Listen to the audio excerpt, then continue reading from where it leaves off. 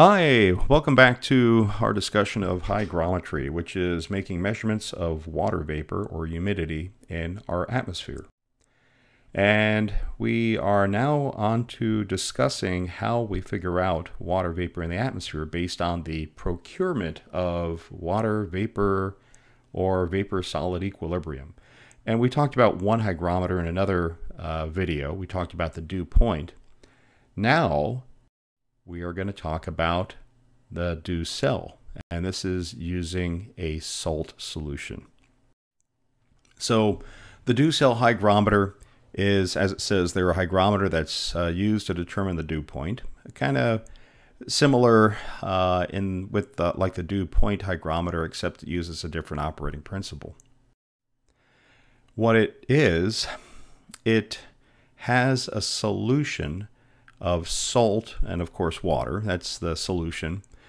And we know that the vapor pressure, the water vapor pressure over a salt solution is less than the water vapor pressure over pure water, to saturate it, to have it in equilibrium. In other words, not to have condensation or to have evaporation.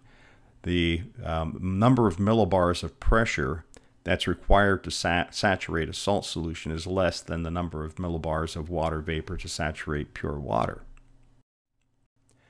So here are the curves for the lithium chloride, the saturation vapor pressure curve of water over lithium chloride. And the yellow represents the saturation vapor pressure curve over pure water. So we have a solution.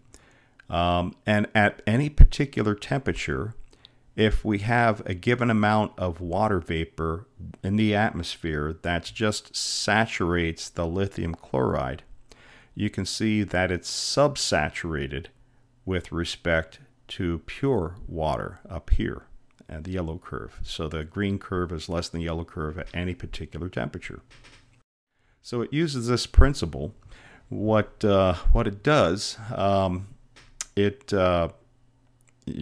actually, if you have a supersaturated condition with respect to lithium chloride, then the lithium chloride water vapor will condense on the lithium chloride and it will become more dilute. The solution will become more dilute because you have water vapor molecules that are attaching to the lithium chloride.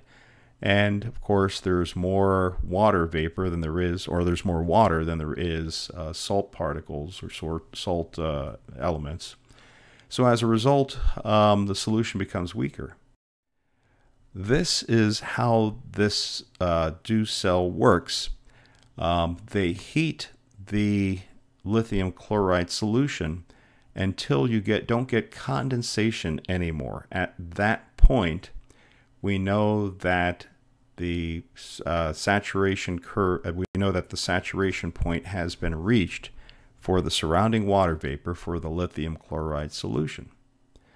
So that tells us that we're in equilibrium with water vapor in the atmosphere.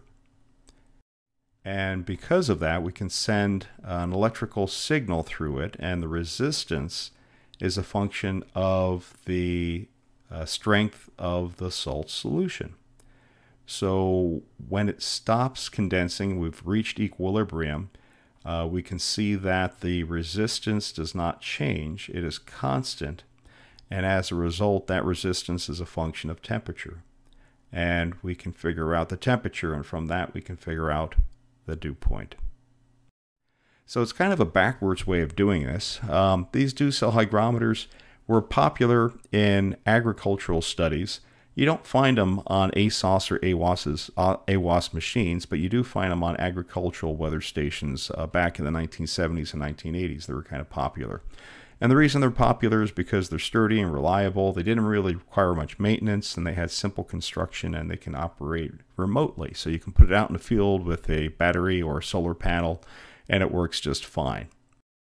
Some problems, though, if you have too much aspiration, in other words, if it's wind is blowing by it, then you get excessive heat losses, and the dew point is not necessarily accurate. Also, it takes a long time to respond to changes in water vapor. If it's a stationary platform, then that's not too bad, but if you can't use it on an airplane or in a car or things like that. The accuracy is not too bad, plus or minus 1.5 degrees Celsius, so it's in the ballpark. And then the temperature range, or the relative humidity, can measure down to 11 and all the way up to 100% relative humidity. So those are some features of the dew cell hygrometer. And we'll come back and you'll see in another video, we'll talk about spectral hygrometers.